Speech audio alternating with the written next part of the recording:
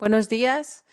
Estamos esta mañana con María Torreiro y Fernando Recouso de EY Abogados y vamos a tratar el tema de fiscalidad, bueno, asociada a operaciones en el extranjero, como todo lo que nos compete en IPEX, ¿no? Todo lo relacionado con internacionalización y exportación y así.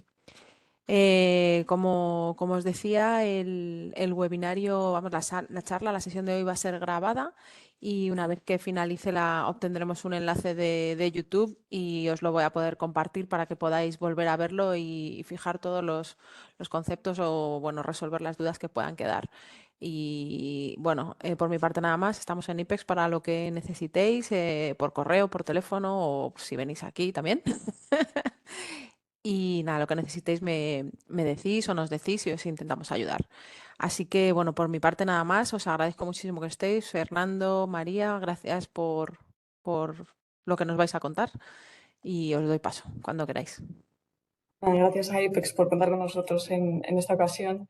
Y nada, lo que vamos a presentar es una visión muy general de todos aquellos aspectos que debemos tener en cuenta a la hora de una empresa irse al extranjero o de empezar a realizar algún tipo de actividad en el extranjero. Vale, a la hora de hacer esta internacionalización, digamos, hay que tener en cuenta un montón de aspectos, tanto desde el punto de vista de tributación directa, de tributación indirecta, de cuáles son las herramientas que podemos tener para realizar esas inversiones y realizar esa actividad. Y lo que vamos a intentar daros con esta presentación, que esperamos conseguir, es un poco que tengáis un conocimiento general de por dónde empezar, ¿no? ¿Qué tenemos que tener en cuenta? Para ello, en un primer lugar, os voy a comentar yo un poco cuáles son las preguntas que debemos hacernos, digamos, antes de iniciar esa internacionalización de la actividad. Luego mi compañero Fernando os va a comentar los principales aspectos de la fiscalidad directa, es decir, retenciones en el extranjero, impuesto de sociedades, beneficios fiscales relacionados con la internacionalización. Yo luego os hablaré de fiscalidad indirecta, es decir, IVA en las operaciones internacionales, y terminaremos con un aspecto indirectamente relacionado con la internacionalización, más relacionado con la actividad aquí en España, pero que puede resultar de interés en la actividad general de la compañía, que son determinados beneficios fiscales que existen para las empresas de reducida dimensión en el impuesto de sociedades aquí en España. En relación con la internacionalización de las pymes, lo principal que hay que tener en cuenta es dónde queremos llevar a cabo la actividad y por qué. Es decir, al fin y al cabo, como digo yo, la fiscalía siempre está al servicio de la operativa de la empresa, pero para ello debemos hacernos tres preguntas básicas, que son ¿dónde vamos a tener que invertir? ¿Cómo vamos a invertir? Y si tuviésemos que irnos, si tuviésemos que desinvertir, ¿cuáles serían esas implicaciones? ¿Por qué? Porque para ello lo que estamos buscando es conseguir realizar esa actividad, pero consiguiendo una eficiencia fiscal. Con respecto a dónde hay que invertir, primero vamos a elegir el país, obviamente, que por efectos operativos necesitemos, y luego vamos a tener que analizar una serie de las operaciones que vamos a realizar y qué jurisdicciones se van a ver afectadas. Por ejemplo, cuál es la legislación fiscal que hay en ese país, qué impuestos hay sobre la actividad empresarial. Muchas veces pensamos en el impuesto de sociedades, en impuestos más grandes y más generales, pero a veces cuando nos instalamos en un país, pues tenemos impuestos locales que también constituyen un coste para la sociedad. Y por otro lado, vamos a tener que ver cuál es la compatibilidad de la normativa española con la normativa de ese país. Es decir, si hay un convenio de doble imposición y si de alguna manera si hay situaciones de doble imposición, es decir, que nos van a gravar en el país en el que desarrollamos la actividad y en España, si hay alguna herramienta para eliminar esa doble imposición. Y para eso vamos a tener que ir a los convenios, que es lo que luego nos explicará mi compañero Fernando. Por otro lado, con respecto a la vamos a tener que invertir. Aquí vamos a tener que ver varios aspectos. Por un lado, ¿qué estructura queremos seguir? ¿Queremos una estructura de filial o una estructura de sucursal? ¿Cuál es la diferencia entre una y otra? Aunque luego lo vamos a ver un poco más en profundidad, una filial es una entidad, digamos, independiente, con su escritura de constitución en el país de destino, con sus propias acciones, y una sucursal es lo que se conoce como un establecimiento permanente, es decir, desarrollar allí la actividad y la contabilidad del EP se va a integrar en la contabilidad de la empresa aquí en España. ¿Qué estructura de inversión vamos a seguir? ¿Nos interesa pues, tener de forma directa desde España las acciones o la actividad en otro país? ¿O nos interesa más constituir allí una holding porque vamos a tener más inversiones y nos interesa tener una sociedad que pueda realizar más inversiones? ¿Qué financiación vamos a tener? Aquí hay que tener en cuenta, podemos invertir mediante capital o podemos invertir mediante deuda. ¿Qué ocurre con la deuda? Que generalmente la deuda tiene limitaciones fiscales. Aquí en España, no sé si os sonará la limitación a la deducibilidad de gastos financieros, que está limitado a un 30% del EBITDA, pues en el resto de países de la Unión Europea tienen esas mismas limitaciones. Luego, estructura operativa. Pues ver cuáles van a ser los flujos de operaciones y analizar cuál va a ser la tributación de cada flujo de operaciones, sobre todo para intentar evitar o minimizar en la medida de lo posible esa doble imposición que se pueda producir y ver cómo podemos eliminarla. Luego, con respecto a la desinversión, que se puede terminar nuestra actividad en el país, podemos querer abandonar el país en que estamos llevando la actividad, vamos a tener que ver cómo vamos a realizar esa desinversión. ¿Qué ocurre? ¿Cómo vamos a tributar si vendemos los activos? Si optamos por traer todos los beneficios empresariales a España vía dividendos, vía pago de prestaciones de servicios y liquidar la sociedad. O ¿cómo vamos a tributar si vendemos esas acciones en la filial? Solo haciéndonos estas preguntas vamos a ser capaces de tener una idea inicial sobre cuál va a ser nuestra situación en el futuro e intentar conseguir la mejor planificación. Quizás planificación es una palabra que hoy en día suena un poco mal, pero conseguir la mejor situación fiscal para la empresa, no solo en España, sino también en el resto del mundo, ahora que estamos en fase de internacionalizar la actividad. Luego, con respecto a la estructura jurídica que comentábamos antes de inversión, os comentaba que había dos principales, que son la filial y la sucursal, aunque yo os adelantaba que la filial, la principal diferencia entre ambas, que es que la filial es una entidad independiente, que vas a tener que hacer su escritura de constitución o su certificado de constitución en el país de destino, que te va a dar unas acciones que van a entrar en tu balance en una cuenta 240 y que los beneficios que genera los vas a tener que traer a España a través de dividendos o a través de prestaciones de servicios entre la filial y la matriz, que siempre van a tener que ir valoradas a mercado. Lo principal que hay que saber, si constituimos una filial, más allá de los costes que tenga el país de destino, que eso dependerá del país, en España el hecho de recibir dividendos de una filial se puede aplicar una exención prevista en la Ley del Impuesto de Sociedades del artículo 21 del 95% de esos dividendos, si se cumplen determinados requisitos, que son una participación superior a un 5% y que en el país que se tenga la participación durante más de un año y que en el país de destino haya una tributación mínima de un 10%. Y luego tenemos el caso de las sucursales. ¿Cuál es la diferencia? Las sucursales no es una entidad independiente, es lo que se conoce como un establecimiento permanente. La actividad que se desarrolla en el país de destino, si bien es cierto que esa sucursal va a presentar sus declaraciones del impuesto y va a tributar en el país de destino, en España se va a integrar la contabilidad de la sucursal en la contabilidad de la matriz directamente. Y a efectos del impuesto de sociedades y de tributación, hay que tener en cuenta que hay una exención también en el artículo 22 para todos los ingresos o las rentas que se obtienen de esas actividades en el extranjero, pero que los gastos, a cambio, no son deducibles. Y ahora os dejo con mi compañero Fernando, que os va a dar las principales indicaciones de la tributación directa a nivel internacional. Efectivamente, muchas gracias, María. Ahora un poco lo que vamos a hacer es un breve resumen y una exposición de qué es lo que sucede en nuestro impuesto sobre sociedades o en nuestro importe o en nuestro IRPF si somos autónomos, ¿no? Cuando realizamos operaciones en otros países, ¿no? La principal cuestión que puede surgir es que existan países donde yo por realizar un trabajo en ese otro país, ese país me someta mi actividad a un impuesto, el impuesto sobre sociedades de dicho país o a otro tipo de retenciones. Y a su vez España, porque no perderemos nunca la condición de residente fiscal en España, también me someta a tributación esa misma renta, ¿no?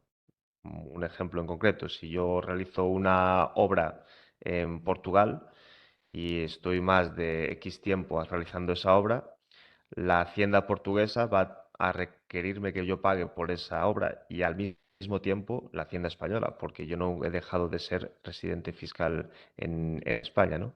Entonces ahí se produce lo que se denomina una doble imposición, ¿no? Que es un poco lo que se explica en este cuadro. Es decir, en una misma renta hay dos estados donde se reclama un impuesto por este hecho. Diferenciamos dos tipos de doble imposición, ¿no? La doble imposición jurídica, que es cuando en una misma renta hay una tributación en dos países. Por ejemplo, en el caso de una obra, o por ejemplo, si a mí me realiza, es habitual, sobre todo en servicios de consultoría informática, muy habitual en países de Latinoamérica, donde las empresas, pongo un ejemplo concreto que estudiamos ayer en el despacho, ¿no? En Colombia los servicios de consultoría, si una empresa colombiana paga a una empresa española por un servicio de consultoría informática, tiene que retener el 20% en Colombia. Entonces, esa misma renta estaría sujeta por el 20% en Colombia por ser pago a un no residente y en España porque yo el beneficio que he tenido por prestar ese servicio lo te voy a tener que tributar, ¿no? Entonces ahí se produce una doble imposición jurídica, donde una misma renta está siendo grabada tanto en el país extranjero donde estoy prestando el servicio o estoy haciendo mi actividad y en mi país de residencia fiscal, que será España, ¿no? Otro tipo de doble imposición que se suele mencionar es la doble imposición económica, ¿no? Donde una misma renta es grabada por dos personas. Imaginemos en este sentido que somos una empresa española que tiene una filial en Portugal, pongamos por caso. Cuando los beneficios de esa empresa portuguesa se reparte un dividendo a la empresa española, como el caso que decía María, ahí existe una doble imposición, podría existir si no existieran métodos de paliar esta doble imposición por dos motivos. La empresa portuguesa ha tenido un resultado que ha tributado en Portugal y el ingreso que para mí supone el dividendo que me está repartiendo mi empresa portuguesa también va a tributar en mi empresa española. En ese caso existe una doble imposición económica que se dice y existen los mecanismos que vamos a ver ahora para evitar o al menos mitigar esa doble imposición, ¿no? ¿Cómo se decide cuando un país está realizando, cuando una empresa o incluso un autónomo está realizando una actividad en otro país? ¿Cómo se reparte la potestad tributaria? Es decir, ¿bajo qué instrumento jurídico un país me puede imponer o no imposición siendo de otro país, ¿no? Pues para esto surgen los convenios de doble imposición. Los convenios de doble imposición son tratados internacionales suscritos entre dos países. España tiene más de 50 convenios de doble imposición suscritos, en donde se va repartiendo la carga, la potestad tributaria de cada una del tipo de rentas, ¿no? El objetivo del convenio, como decimos, es repartir la potestad tributaria. Oye, si un trabajador mío está trabajando en un trabajador mío, yo soy una empresa española que está trabajando en Portugal, Portugal puede grabar en el RIPF ese trabajador, sí o no. Esa es la respuesta, la tenemos en el convenio de doble imposición. Veremos después brevemente la estructura de estos convenios donde se analiza tipo de renta por tipo de renta, qué país puede o no tributar cada uno de ese tipo de rentas. Y en algunos casos, como veremos, donde sí puede haber un caso de doble imposición, ¿qué mecanismos tiene la norma española para tratar de mitigar esta cuestión, ¿no? Como son convenios internacionales, lo ponemos aquí en la presentación, tienen primacía sobre las normas internas. Es decir, no olvidemos que aquí en España existe una ley para el impuesto sobre la renta de no residentes, pero si existe un convenio de doble imposición con un país donde contradiga la norma de no residentes, manda, por así decirlo, ¿no?, el convenio internacional. Y a la inversa, los países, cada uno de los países del mundo tiene su propia ley de no residentes, pero si hay una norma internacional, como un convenio de doble imposición suscrito que contradiga su norma interna, quien manda debe ser el convenio internacional, ¿no? En ese sentido existen muchos tipos de modelos de convenio. España el que más utiliza es el modelo de la OCDE y la OCDE pues tiene un documento que es fundamental para nosotros, que es el comentario al modelo de convenio de la OCDE, un documento enorme donde se va explicando concepto por concepto cómo interpretar cada una de las cosas que ahí se regulan, ¿no? Si cogiéramos todos los convenios que tiene España suscrito, veríamos que tienen los mismos artículos y la misma estructura, que es esta que veis aquí. En el capítulo 1 se habla del ámbito de aplicación, de qué impuestos va a regular ese convenio de doble imposición con otro país.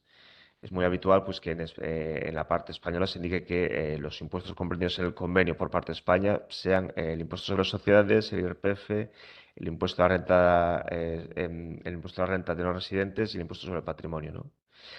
En el segundo capítulo se establecen una serie de definiciones, pues qué se extiende por España, qué se entiende por territorio. Una de las cosas muy importantes que veremos es que se entiende por establecimiento permanente, que es un concepto que ya nos adelantaba María en su exposición, ¿no? Y finalmente, y seguidamente, el capítulo 3 para nosotros es el más importante, porque analizando renta por renta, qué país puede tributar esa renta, ¿no? Por ejemplo, en rentas inmobiliarias. Somos una empresa o una persona física que tiene un inmueble en Francia, imaginemos, ¿no? Y ese inmueble lo arrienda. ¿Quién tiene derecho a tributar los rendimientos de este alquiler? ¿Francia o España? Pues en el convenio de imposición de cada país se dirá quién tiene esa capacidad impositiva, ¿no? Lo mismo con los beneficios empresariales. El beneficio que una actividad empresarial tenga en un país, ¿dónde va a tributar? Y en esto tendrá especialmente relevancia el concepto de establecimiento permanente que después comentaremos en profundidad, ¿no? También se regulan los dividendos, ¿no? Una empresa en Reino Unido, pongamos por ejemplo, paga un dividendo a una empresa española. Ese dividendo tiene algún tipo de retención en el país de la fuente, en este caso en Reino Unido, sí, no. Esas son las cuestiones que regula el convenio de doble imposición. También regula el pago de intereses por préstamos, ¿no? Cuando una empresa extranjera nos paga un interés por un préstamo que hemos concedido, puede tener retención o no puede tener retención. Dependerá de cada uno de los convenios. Lo mismo con cánones y salarios.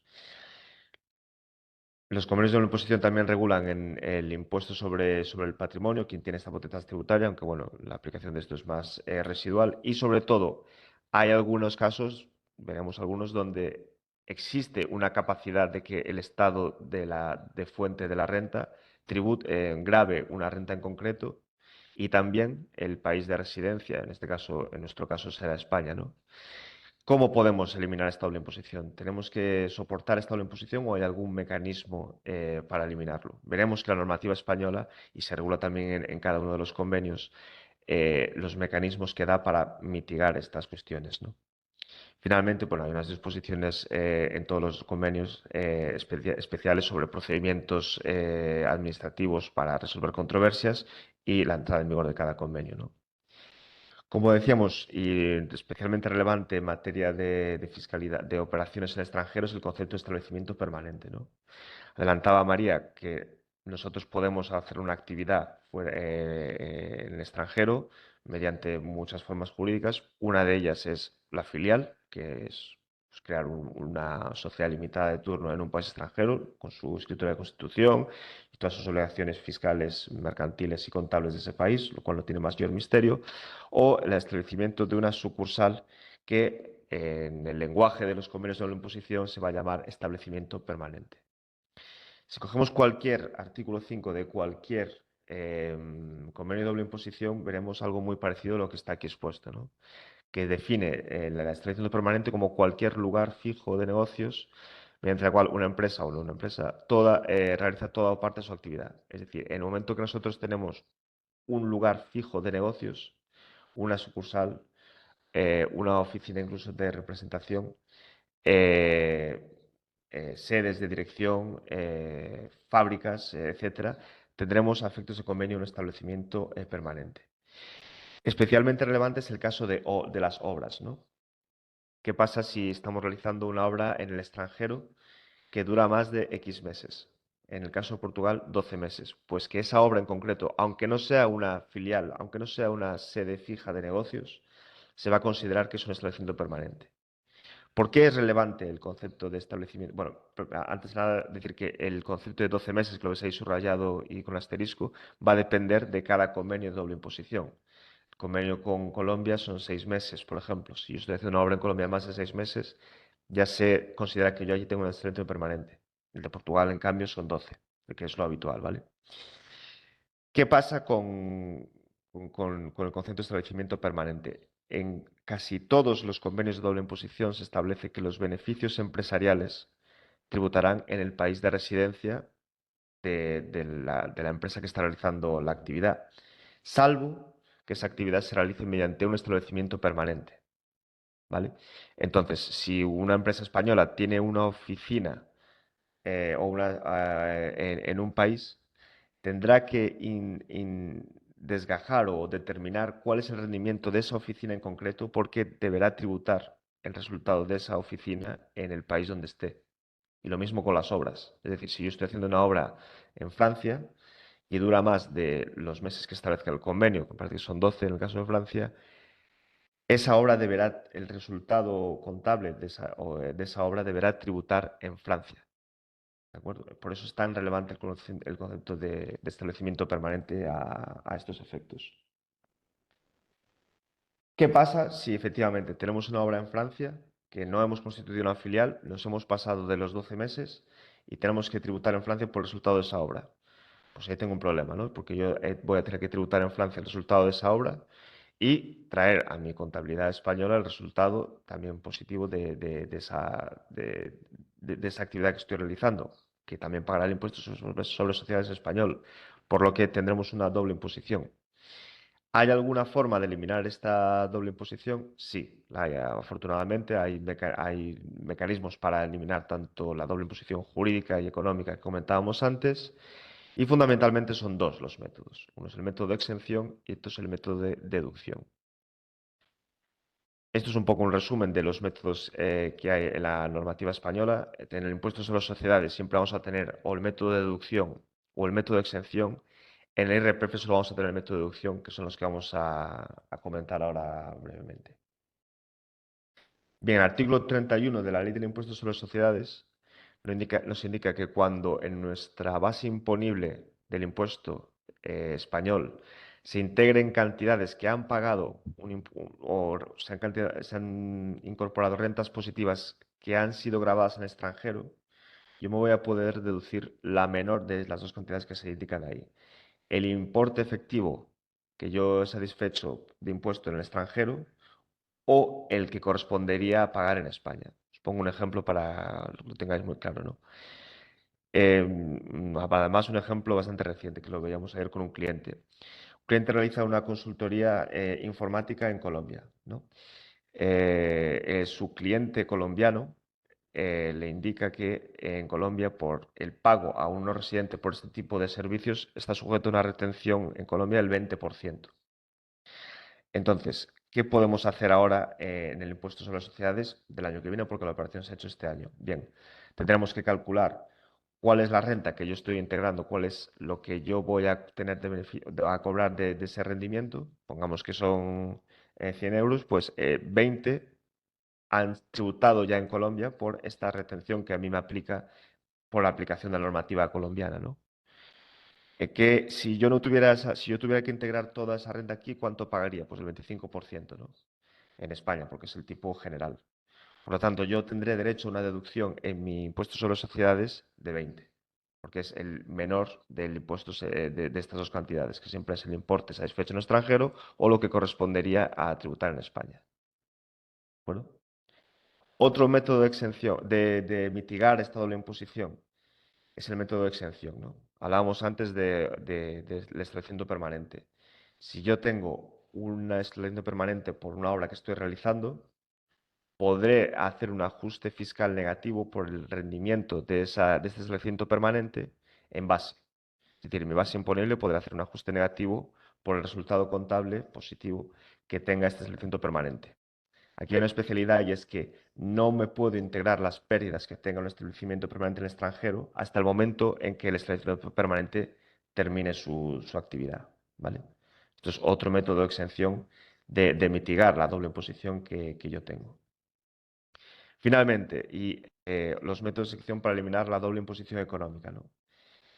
Y también los adelantaba brevemente mi compañera María anteriormente.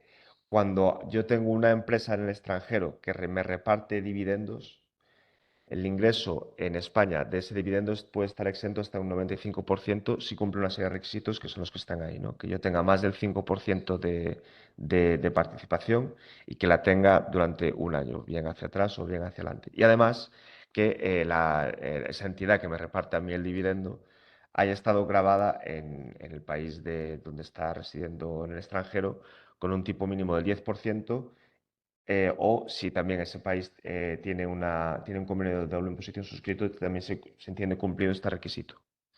Entonces, los dividendos que nosotros percibamos de empresas extranjeras cumpliendo estos requisitos están exentos en un 95%. Adicionalmente, tenemos otra deducción por los dividendos que se imputen, ¿no? Que aquí se podría estudiar de cuál es el impuesto que esa empresa ha pagado en el extranjero y deducírnoslo. No son compatibles estos dos, es decir, en el caso de los dividendos o aplicamos la exención, que es un ajuste negativo en nuestra base imponible, o la deducción, que es una deducción directamente en cuota. Y si bueno, se indica ahí, ¿no? Como casi todas las deducciones, cuando no hay cuota suficiente en nuestro ejercicio presente, pues se pasa al futuro, ¿no? ¿Qué pasa en el IRPF, ¿no? ¿Qué pasa cuando nosotros realizamos actividades como autónomos, por las cuales hemos tenido que pagar impuestos en el extranjero o nuestros clientes nos han practicado retenciones en el extranjero, ¿no?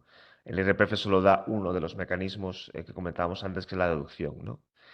Entonces, cuando en nuestro IRPF tengamos que tributar en España por ingresos que ya han tributado en el extranjero, me podré deducir la menor de las cantidades, ¿no? El tipo de gravamen que yo he pagado en el extranjero o el tipo que me correspondería si yo hubiera tributado 100% esta renta en España.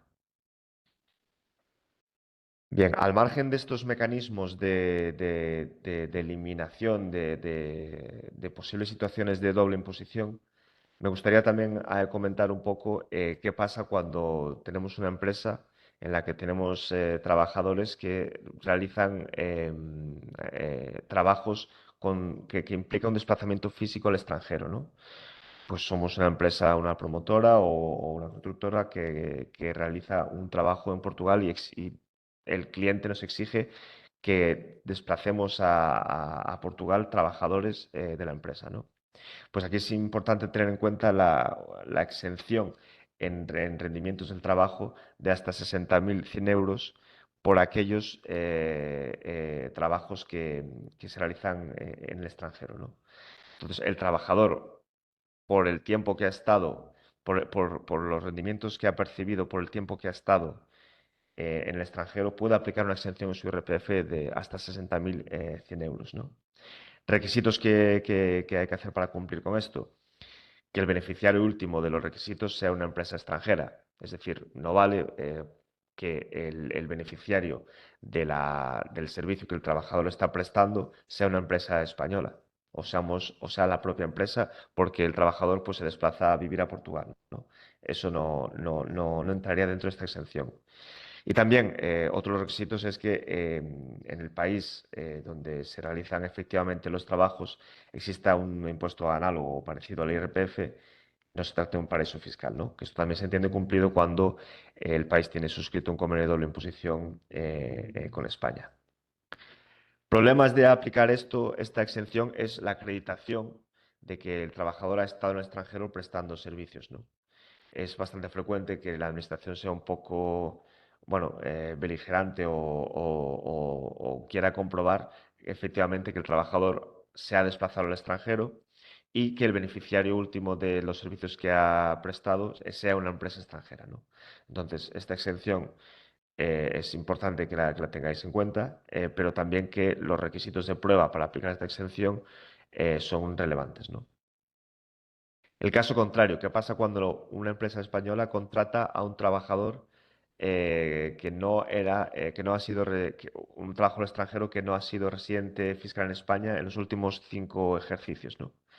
Bien, pues aquí hay un régimen de impatriados especial que en su día se denominó la Ley Beca, por el cual hasta los primeros 600.000 euros el trabajador solo tributa el 24%.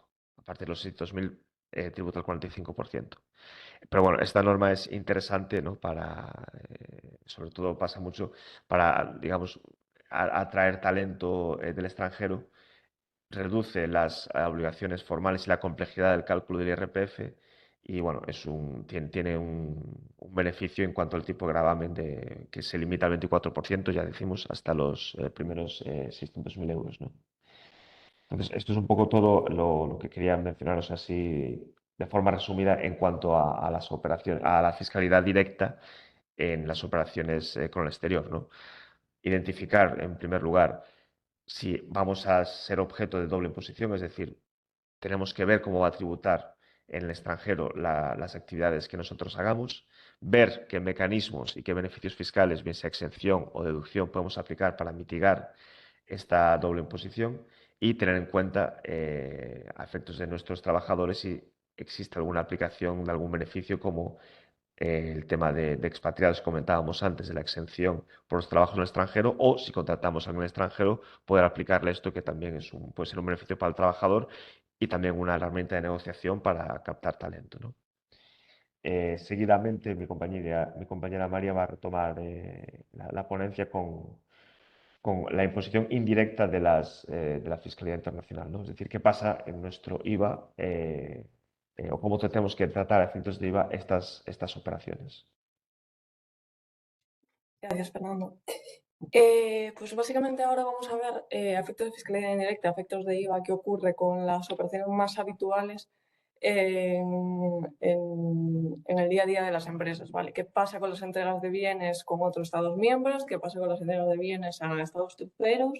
¿Y qué pasa con las prestaciones de servicios? Primero vamos a empezar por las entregas de bienes y luego vamos a ver las prestaciones de servicios. ¿Por qué? Porque las entregas de bienes tienen una forma de tributación y las prestaciones de servicios, su tributación dependerá de dónde se localice el servicio siguiendo las reglas de IVA. ¿Vale? Entonces, lo primero que vamos a ver es entrega de bienes. ¿Qué ocurre cuando entregamos un bien a otro país de la Unión Europea? Pues que eso ocurre, pues que lo que tiene lugar es una entrega intracomunitaria de bienes en el país de origen de la mercancía y una adquisición intracomunitaria de bienes en el país de destino de la mercancía. ¿Qué tiene que haber para que se produzca esa operación intracomunitaria? Tiene que haber un transporte, tiene que haber dos empresarios, un vendedor y un adquirente, y tiene que haber un NIFIBA. Importante el NIFIBA. ¿Qué es el NIFIBA? Es un código alfanumérico que identifica tanto al vendedor como al adquirente y que da fe, digamos, de que esa persona está en uno de los Estados miembros de la Unión Europea. ¿Qué ocurre con el NIFIBA? Que siguiendo la literalidad de la norma, para cada operación que realicemos, vamos a tener, cuando realicemos una entrevista comunitaria, vamos a tener que revisar en la página del BIES, ¿vale? Que es el link que pongo en la presentación. Vamos a tener que revisar que ese NIF IVA que nos han facilitado el adquirente está efectivamente en vigor y que efectivamente, por lo tanto, la operación va a poder ser considerada una entrega intracomunitaria de bienes. Esto generalmente cuando se realizan pocas entregas intracomunitarias pues, se hace. Cuando se realizan muchas es cierto que en el día a día es muy difícil comprobar ese NIF IVA operación por operación. Cuando realizamos una adquisición intracomunitaria de bienes, si queremos que el vendedor no nos aplique IVA porque la operación tenga la consideración de entrega intracomunitaria, vamos a tener que estar nosotros también dados de alta en ese BIES y tener nuestro NIF IVA. Para ello, ¿cómo se hace? Se da de alta en el registro de operadores intracomunitarios a través del modelo 036, en esas casillas que os marcáis del 036. ¿Cuáles son las consecuencias? Por lo tanto, si se produce, tenemos el transporte, dos vendedores y adquirentes establecidos en Estados de la Unión Europea y un NIF IVA. pues que tendremos la entrega intracomunitaria y la adquisición intracomunitaria. Y aquí os pongo un poco cuáles son las consecuencias de la existencia de estas operaciones. Por un lado, si realizamos desde España una entrega intracomunitaria, la venta que realicemos va a estar exenta, es decir, no le vamos a tener que aplicar IVA. ¿Cuáles son las obligaciones formales? Por un lado, no vamos a tener que repercutir IVA en la factura. Por otro lado, en la factura vamos a tener que incluir la mención al artículo por el que está exento, es decir, vamos a tener que poner entrega intracomunitaria exenta por lo previsto en el artículo 25 de la ley de IVA. Vamos a tener que declarar la factura el NIF-IVA, aparte del resto de requisitos de las facturas completas, pues el NIF-IVA del adquirente. Vamos a tener que comprobar que ese NIF-IVA está en vigor en la página del BIES que os comentaba antes. Y luego vamos a tener que declarar esta operación en el modelo 303. Esta declaración es a efectos informativos porque no hay tributación, es una entrega exenta. Entonces, en el 303, en el apartado de información adicional que aparece al final, si alguno ha tenido contacto con el modelo 303, pues se declaran cuáles son las entregas intracomunitarias realizadas en el periodo que se está declarando. Y también vamos a tener que declarar esta operación en el modelo 349. ¿Qué es el modelo 349? Es un modelo de operaciones intracomunitarias que vamos a presentar nosotros en España y nuestro adquirente en el país de destino, ¿vale? Entonces, al final la Hacienda tenemos que pensar que cuenta con los datos que va a intentar atar los datos del 349 con lo que declaramos en el 303 y si recibe la información del otro país con el 349 que ha declarado el adquirente. Por otro lado, si realizamos una adquisición intracomunitaria de bienes en España, como la entrega que va a realizar el vendedor va a estar exenta y va a estar la operación sujeta aquí en España, opera un mecanismo que se llama inversión de sujeto pasivo. ¿Qué es esto? Es la autorrepercusión. Es decir, a mí me llega la factura sin IVA y yo en la propia declaración de IVA me repercuto y me deduzco el bien. Efecto monetario de tesorería, neutro, efecto cero. ¿Por qué? Porque la declaración que aparece ahí lo voy a meter tanto en mi IVA repercutido como en mi IVA soportado. La base imponible va a ser el importe de la contraprestación, como en prácticamente todas las operaciones, y las obligaciones formales van a ser facilitar el NIF-IVA al vendedor, tiene que estar en vigor, porque si no, no nos van a poder aplicar el régimen de las operaciones intracomunitarias. Vamos a tener que declararlo en el modelo 303, como os decía, y vamos a tener que declararlo también en el modelo de operaciones intracomunitarias, en el modelo 349. Luego hay otro tipo de operaciones a nivel internacional que ya no son con un Estado miembro de la Unión Europea, sino que son con territorios terceros. Y estas operaciones son las exportaciones y las importaciones. La exportación es cuando una mercancía sale de España a un territorio tercero y la importación es cuando una mercancía viene de ese territorio tercero aquí a España. Importante ya tener en cuenta, Canarias, Ceuta y Melilla son territorio tercero a efectos de IVA. ¿Por qué? Porque a efectos de tributación indirecta tienen una serie de particularidades, no sé si os sonará, allí tienen sus impuestos propios, el IGIC y el IPSI, que son los tributos indirectos que aplican en su territorio. Entonces, a efectos de IVA, Canarias, Ceuta y Melilla no son territorio de IVA, son territorio tercero. Y todas las entregas que realicemos desde España a Canarias, Ceuta y Melilla serán una exportación y todas las entregas que se realicen desde Canarias, Ceuta y Melilla serán una importación y tendrán que pasar por la aduana. Es cierto que no todas las mercancías que vienen del extranjero y que entran en España producen hecho imponible importación porque hay ciertos regímenes que son suspensivos. Vale, hay pues las zonas francas, hay los regímenes de perfeccionamiento activo o pasivo. ¿Qué ocurre? Cuando una mercancía se vincula a esos regímenes, como se supone que es mercancía que entra pero que al final va a salir del territorio español, lo que se evita es, se vincula a uno de esos regímenes para evitar que se tribute y que luego haya que buscar la manera de recuperar el IVA soportado. Entonces, cuando se vinculen esas mercancías a esos regímenes suspensivos, no se va a producir el hecho imponible de importación. El sujeto pasivo en las importaciones aquí en España es quien realice la importación y el impuesto se va a devengar cuando se admita la declaración a despacho, es decir, cuando la aduana nos dé el ok para que nos llevemos la mercancía. Luego, ¿cuál es la característica principal cuando realizamos una entrega a un territorio tercero? Pues que la exportación de esa mercancía va a estar exenta. No vamos a tener que aplicar IVA en la factura. Al igual que ocurría con las entregas comunitarias, vamos a tener que emitir la factura sin IVA.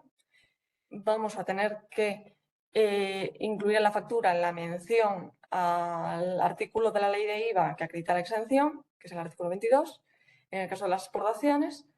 Y vamos a tener también, para poder acreditar ante Hacienda, cuando venga a preguntarnos que por qué esa operación está exenta, vamos a tener que tener documentación que acredite que podemos aplicar esa exención. ¿Cuál es esa documentación? Principalmente el DUA, en el que constemos como exportadores, y el documento de transporte, que puede ser pues, el Bill of Lading, el CRM, etc. Al igual que ocurría con las entregas intracomunitarias, en el modelo 303 vamos a tener que declarar las exportaciones de mercancías que realicemos y es una declaración informativa. En el apartado de información adicional, al final del 303, estas son las exportaciones que hacemos. Aunque sea informativo, sí que es importante declararlo. ¿Por qué? Porque esas exportaciones y esas entregas intracomunitarias van a afectar al volumen de operaciones a efectos de IVA que vamos a tener que revisar cada año para ver si tenemos que pasar a declarar mensualmente o si declaramos trimestralmente. Luego, en el caso de las exportaciones, hay otra declaración a tener en cuenta, que no es tanto tributaria como estadística, aunque sí se presenta en la página de Hacienda, que es el Intrastat. En el Intrastat se declaran los movimientos de mercancías.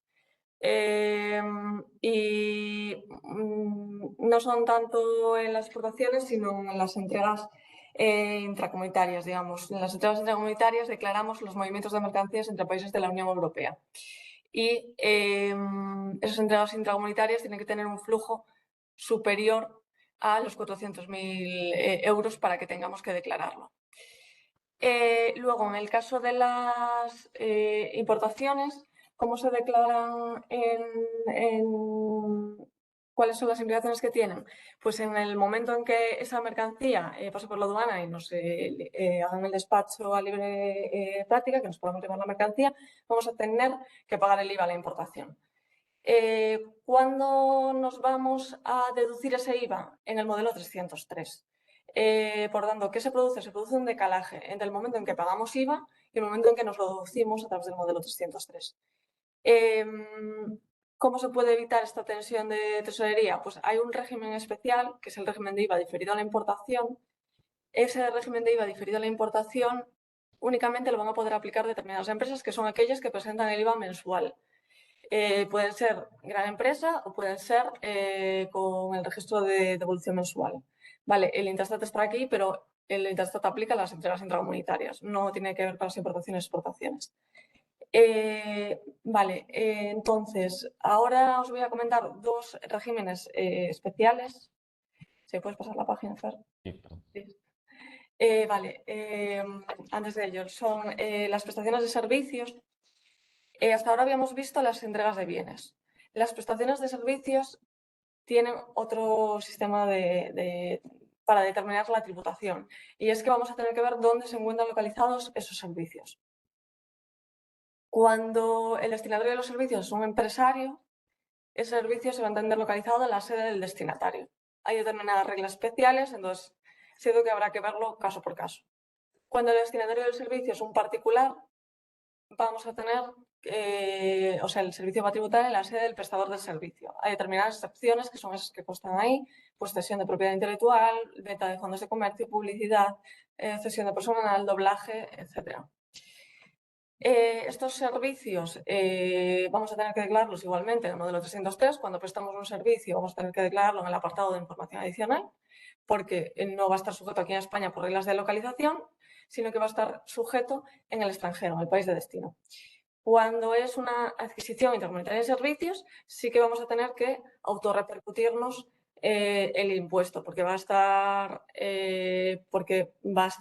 si nosotros somos empresarios y quien nos presta servicios otro empresario, ese servicio va a estar sujeto aquí en España porque es la sede del destinatario. Somos nosotros los que estamos adquiriendo ese servicio. También vamos a tener que declarar estas operaciones, tanto las entregas intercomunitarias de servicios como las adquisiciones intercomunitarias de servicios, en el modelo 349. Y por otro lado, cuando nosotros emitimos una factura porque prestamos un servicio, vamos a tener que emitir la factura sin IVA y es recomendable, aunque no sea obligatorio, porque hay consultas que dicen que no es obligatorio, sí es recomendable incluir la mención a que esa operación no está sujeta por reglas de localización. Ahora sí voy a comentaros dos regímenes especiales que hay y que suelen aplicar a estas operaciones que hay entre España y un país extranjero. Por un lado están las ventas a distancia, paradigma de las ventas a distancia, venta a través de la plataforma de Amazon, por ejemplo, o a través de Internet, desde aquí de España a otro país extranjero. Si os acordáis, cuando hablábamos de las entregas intracomunitarias de bienes, hablábamos de entregas entre empresario y empresario. ¿Vale? No tratamos las entregas de empresario particular. ¿Por qué? Porque en las entregas intracomunitarias a particulares hay este régimen que es específico. Cuando las entregas se hacen a un particular que está establecido en la Unión Europea, hasta los 10.000 euros tributan, hasta los 10.000 euros de operaciones, no operación por operación, sino 10.000 euros con carácter anual de operaciones de ventas a distancia y de servicios prestados por vía electrónica, que los vamos a ver en la siguiente diapositiva. Pues mientras no lleguemos a los 10.000 euros de estas entregas intracomunitarias a particulares, la tributación se va a producir aquí en España. Cuando pasamos de esos 10.000 euros de entregas, la tributación se va a producir en el país de destino. ¿Esto qué implica? Que vamos a tener que tributar, pues si yo entrego un bien a un particular en Francia, voy a tener que pagar IVA francés. Para intentar evitar todo el lío que suponen estos trámites administrativos para las empresas y darse de alta en todos los países, etc., se ha establecido una herramienta a nivel de la Unión Europea que es la ventanilla única, para lo cual habría que darse de alta y se puede declarar a través de la página de Hacienda, acceder a esa ventanilla única y declarar esas operaciones que hay con el resto de países de la Unión Europea e ingresar ese IVA y que entre las administraciones, digamos, se pongan de acuerdo para ingresarse ese IVA. ¿Qué ocurre? Que vamos a tener que estar pendientes de cuándo superamos esos 10.000 euros, porque si un ejercicio lo superamos, el ejercicio siguiente ya tributamos en destino, pero si durante el año, si el año anterior no hemos llegado a los 10.000, pero durante el año en algún momento lo superamos, vamos a tener que empezar a tributar en destino. Entonces, si vemos que vamos a tener muchas operaciones y no vemos que no, pues nos es difícil hacer el seguimiento o no nos compensa hacer el seguimiento, existe la posibilidad de optar por tributar en destino desde el principio, ¿vale? Y optar por ese régimen de ventanilla única desde el principio, presentando un modelo 035. Luego, el otro régimen que ya os adelantaba y que tiene que ver con este es el de servicios prestados por vía electrónica. Pues, cursos a través de Internet a particulares en otro Estado miembro o servicios de streaming a través de Internet o cualquier otro servicio a través de Internet. También se va a tener en cuenta ese límite de 10.000 euros en los servicios que había para las entregas intercomunitarias. Si supera los 10.000 euros, voy a tener que tributar en destino. Y aquí os incluí un pequeño cuadro con un resumen de estos servicios en función de quién es el destinatario y quién es el prestador del servicio, pues dónde se va a entender localizado. Y por último, sí que quería reseñaros que en la página de Hacienda hay distintas herramientas de asistencia virtual a nivel de IVA que, aunque son bastante básicas, sí que son bastante útiles en el día a día de las empresas, ¿vale? Sobre todo el localizador de entregas de bienes y el localizador de prestación de servicios. Si tenemos una duda de cómo tributa una operación, entras ahí y a través de una serie de preguntas a la página de Hacienda nos indica cómo va a tributar y dónde va a tributar esa operación. Entonces sí quería reseñarlo porque sí que es cierto que son herramientas facilitadas por Hacienda que aunque no son doctrina ni son, vamos, en caso de una inspección, por ejemplo, en caso de que nos dieran una mala respuesta, no podríamos utilizarlo en nuestra defensa porque no es vinculante para la administración, pero sí que es cierto que funcionan bastante bien y que como indicativo de por dónde empezar y dónde van a tributar las operaciones, sí que es muy útil en el día a día. Y ahora os dejo con mi compañero Fernando, que va a acabar pues, este webinario hablando de los beneficios fiscales de las empresas de reducida dimensión. Pues muchas gracias, María.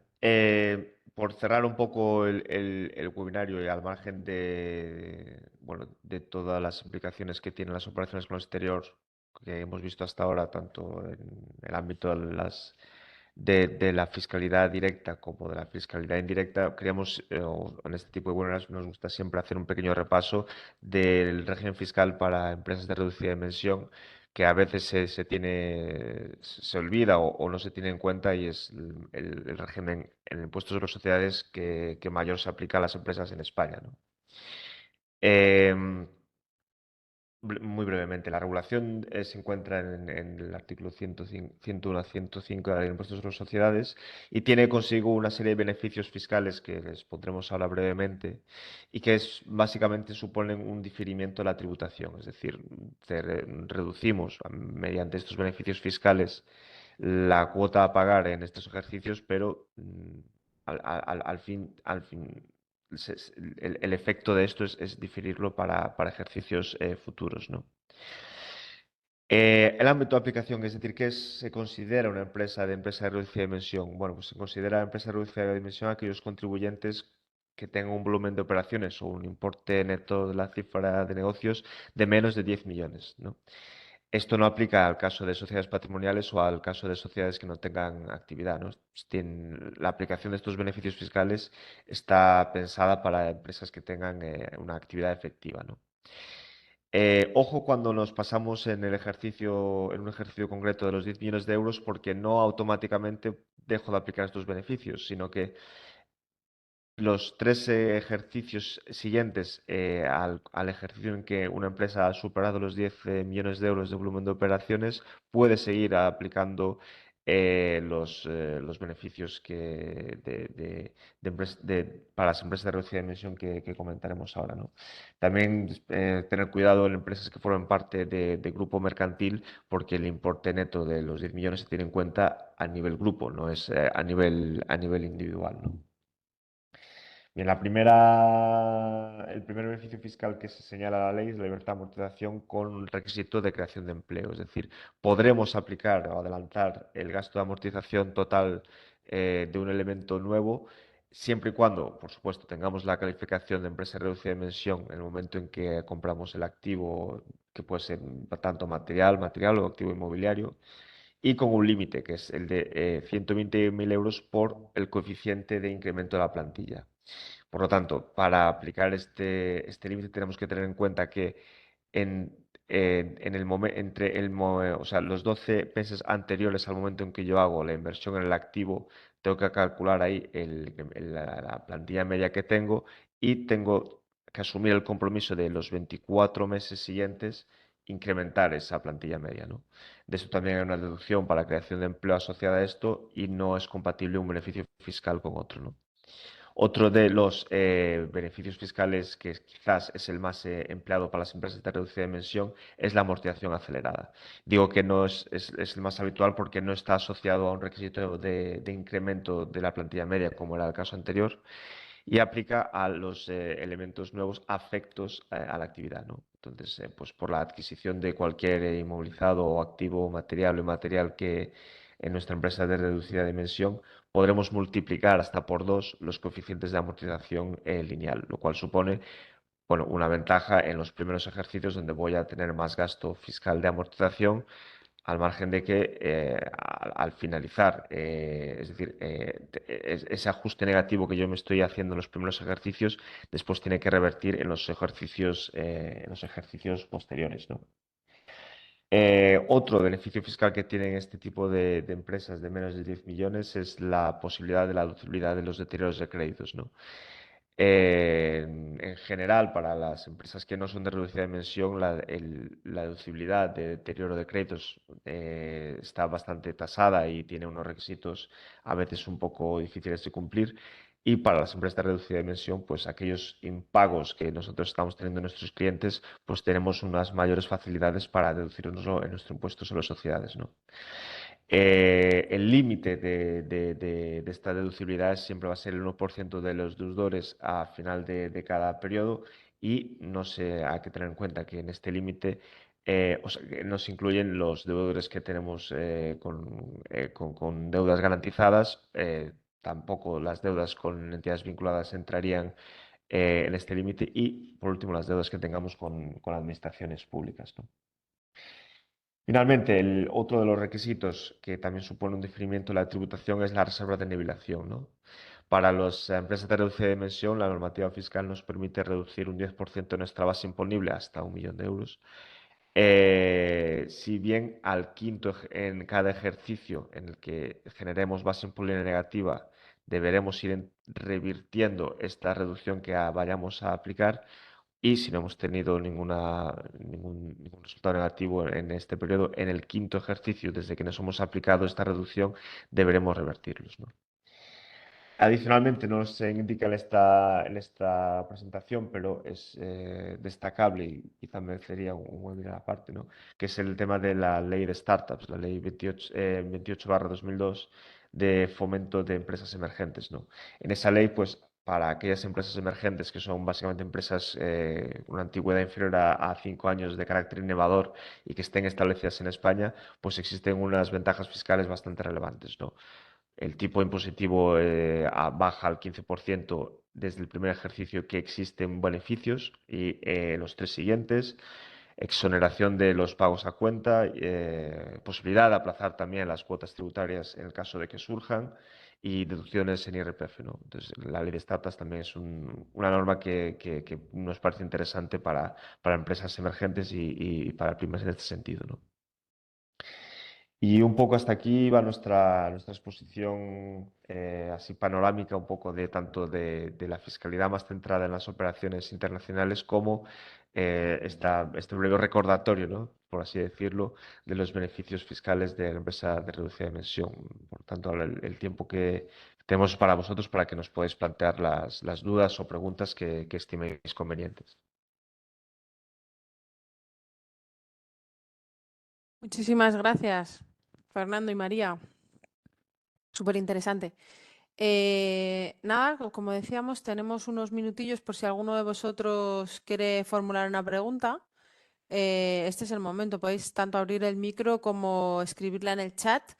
Y bueno, si no, si bueno, os ha quedado todo claro o bueno, surge una pregunta después, cuando lo volváis a ver o cuando lo meditéis, pues podéis escribirnos o poneros en contacto con nosotros y nosotros intentamos trasladarles las preguntas para que todo pueda quedar resuelto. O bueno, no sé si queréis dar vuestros correos electrónicos o lo que sea.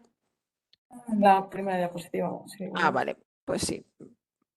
Pues Hola, sin nada. buenos días. Yo sí que tengo, muchas gracias por la exposición. Yo sí tengo una pregunta y es relacionado con el IVA en las entregas de bienes intracomunitarias. ¿Se me oye bien? Sí. Sí, sí, se oye perfectamente. Yo tenía la pregunta de si hay que darse de alta en el BIES, como habéis dicho, si es necesario un número de operaciones mínimas para poder darse de alta. Es decir, si Hacienda te pone muchos problemas, si solamente haces 1 o 2 al año, ¿es obligatorio, voluntario? Hacienda, cuando vas a realizar una operación intracomunitaria, sí que es verdad que a veces ha pedido justificaciones, pero en general lo único que pide es o sea, no es obligatorio, no es voluntario, no hay, contestando directamente, no hay un mínimo de operaciones. Sí que es cierto que si estás un periodo de un año y medio sin realizar ninguna operación, te dan de baja automáticamente, ¿vale? Pero si vas a realizar alguna operación intracomunitaria, deberías darte de altas para que te apliquen el régimen de operaciones de operadores intracomunitarios. Las comprobaciones que hemos visto en el despacho cuando alguien se ha dado de alta en el ROI, es cierto que en alguna nos han pedido como qué operaciones vais a realizar, pero contestándole con las operaciones que se van a realizar.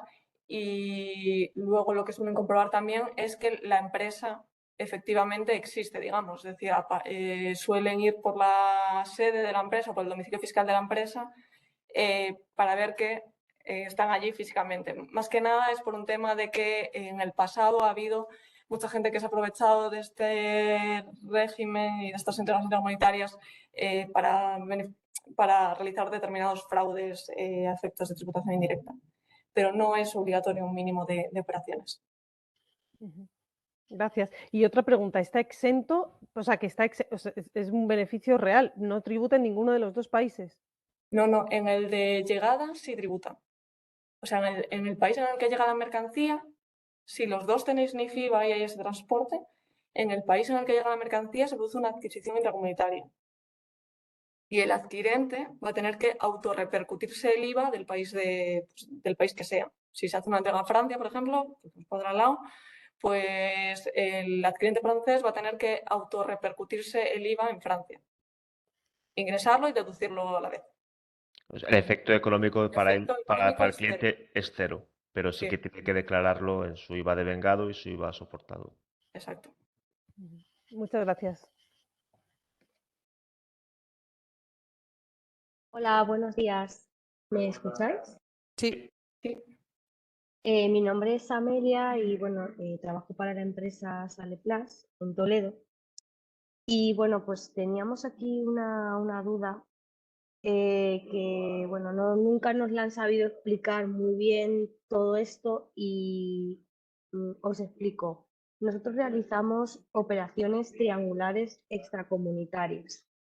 Ujú. Es decir, nosotros tenemos un cliente que es también español, el cual nos solicita una mercancía que nosotros fabricamos y este cliente lo exporta a Cuba. ¿Vale? Entonces realmente fueron ellos los que nos empezaron a solicitar las facturas sin IVA, porque nosotros, pues al ser una empresa española, hacíamos una venta normal, una venta en España, y bueno, pues llevamos un tiempo realizando estas facturas como si fuera una exportación en la que nosotros somos como fabricante el exportador, pero realmente, a ver si me explico bien, nosotros no somos quienes realizamos la exportación principal, nosotros no somos quienes hacemos el despacho de exportación, aunque esta factura al ir dirigida a un país extracomunitario vaya sin IVA. Entonces, habéis mencionado antes que en las operaciones extracomunitarias uno de los requisitos, bueno, para, digamos, demostrar de alguna manera el carácter de exportación de la operación, pues se requiere un DUA y un documento de transporte. ¿Qué es lo que estamos haciendo nosotros? Que ahí es donde realmente no estamos seguros y nadie nos sabe explicar muy bien este tipo de operaciones, cómo funcionan, pues eso para nivel de tributación o cómo hay que declararlo. A nosotros nos hacen un DUA especial, digamos, en el que nosotros aparecemos como exportadores y el destinatario de la mercancía es esta otra empresa española, pero a nivel de transporte nosotros no tenemos ningún documento donde nosotros aparezcamos como exportador, porque realmente quien exporta la mercancía es el intermediario. No sé si me he explicado bien. Sí, sí, Sí. perfectamente. Ahí hay o sea, eso que nos comentas es posible. Se suele conocer como operaciones de exportación en cadena. Y sí es posible aplicar esa exención. Lo que pasa es que son operaciones muy específicas, ¿no? Que por eso no hemos comentado en el ámbito de esta presentación. Pero sí que es posible aplicar la exención a esa exportación si en el DUA efectivamente aparecéis vosotros como exportadores. Sí que es recomendable que el exportador os facilite el documento de transporte para que vosotros podáis tener el DUA y el documento de transporte que acredite ese transporte, aunque lo importante es que vosotros aparezcáis en el DUA como exportadores. O sea, sí que es posible aplicar la exención en ese caso. Vale, vale, muchas gracias.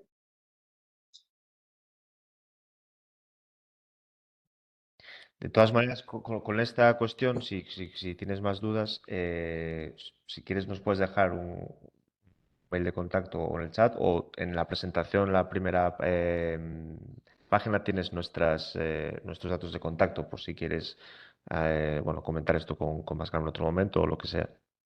Sí, sí, Primera página, sí. me parece bien porque siempre nos genera ahí como un poco de inquietud este tipo Sí. de operaciones porque no es una exportación normal, No aunque es llevamos una ya varios exportación al años. uso. Lo habitual, ¿no? Lo Claro, habitual. llevamos ya varios años haciéndolo y la verdad es que nunca ha pasado nada, pero como siempre decimos, nunca pasa nada hasta que Hasta que pasa, que pase. a lo mejor, claro, hasta que a lo mejor pues Sí, te pidan, te manden un requerimiento, la agencia tributaria o algo así, este tipo de cosas que al final no nos gustan a nadie. Entonces, pues sí que me gustaría comentar un poco este tema más en profundidad. Muchas gracias. perfecto. Pues si envíanos quieres, para- nos dejas el contacto en este chat o nos envías un correo a nuestros mails y lo comentamos. Pero bueno, sí que son operaciones que son así específicas, pero que son posibles, ¿no? Que lo comentaba María, que son exportaciones en cadena o exportaciones indirectas. Y ahí es un tema también de prueba de qué documentación vosotros tenéis para el día de mañana, si os comprueban, Eso es, poder justificar el transporte, ¿no? eso es. Ujú. Gracias. Nada. Pues muchas gracias. A ver, hay algo por el chat. Espera, que es que se me ha ocultado.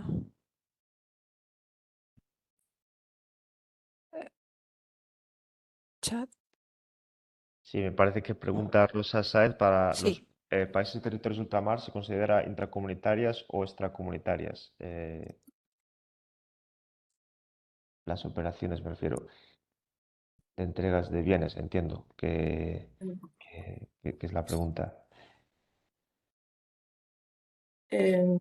Habría que revisarlo realmente por territorio Sí, ultramar y ver qué países, a qué país claro. exactamente te estás refiriendo y ver qué consideración tiene ese país sobre ese territorio ultramar. La directiva de IVA me parece que tiene un artículo donde establece los países de ultramar que le aplica la directiva de IVA y los países a los que no le aplica la directiva de IVA. Ahí, por ejemplo, está Canarias como que no le aplica la directiva de IVA ni la ley de IVA, ¿no? Entonces, sería una cuestión de revisar la directiva de IVA y ver ahí si ese país si ese territorio está comprendido, ¿no? bueno, Si te parece, Rosa, podemos revisar esos países que nos dices y te contestamos. Sí, de memoria. Nos los podemos saber todos. Ya, bueno, pero para eso está esta opción, ¿no? De luego poderos poner en contacto y intentar resolver las dudas de toda la gente, que además sé de buena tinta que surgen después, que no surgen todas ahora. Sí, las presentaciones, este tipo de webinars han sido muy generales y pues se nos enciende la bombilla después, ¿no? Eso es. Entonces, Pues nada, yo voy a enviaros a la gente, a los inscritos, voy a enviaros tanto la presentación como la grabación de esta sesión. Y nada, pues ahí tenéis los correos, el contacto de Fernando y de María. Y si, bueno, si nosotros podemos ayudar, pues lo mismo.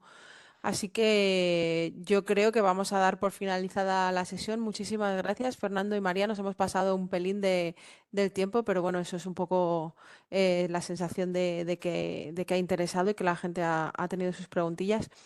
Y nada, pues aquí estamos y muchas gracias a todos y buen fin de semana. muchas gracias a vosotros por el muchas interés en gracias. colaborar y nada, cualquier cosa estamos aquí a vuestra disposición. Perfecto. Pues hasta el pronto.